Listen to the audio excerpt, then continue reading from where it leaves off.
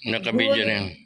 Morning, sacred prophetic day, my beloved compatriots in the Philippines and the world. Today is March 4, 2026.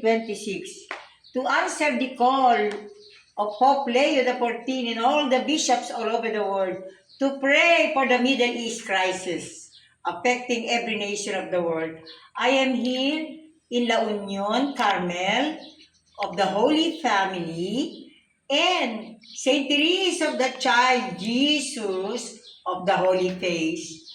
Here, my dream message requests me to pray, to thank Mother Nieves Aquino, the foundress of the La Union. Everything has a story. In particular, the heavens would like me to thank Brother Carlos Litos Valero of San Fernando City, La Union, who was called by Daddy Father to install the Ten Commandments in the Philippines and the world. And above all,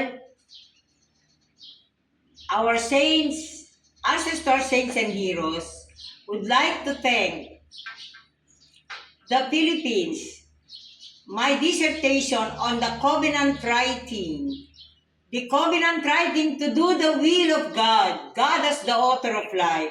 Which is the essence of my grant in America, USA, when I was a grantee of the Republic of the Philippines and the United States of America, Faculty Development. I was then chair of the UP Diliman Department of English and Comparative Literature. So, here, follow me, my beloved network, my global network. Here is the Pindangan ruins.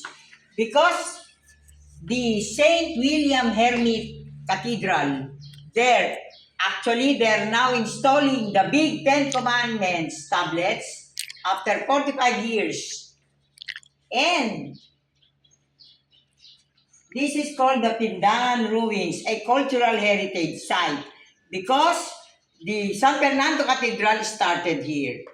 And the ruins and divine destiny, the God of history and prophecy ordained that the La Union Carmel of the Holy Family and Saint Teresa of the Child Jesus, Holy Face, will be taking care of this.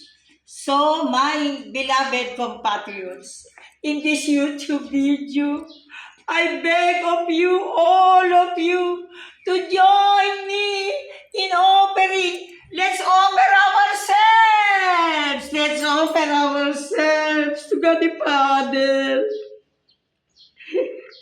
Thy will be done.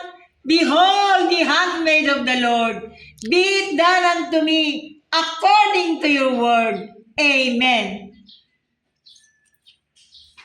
Press mo na kung mapipress. Ako hindi ata ma-press.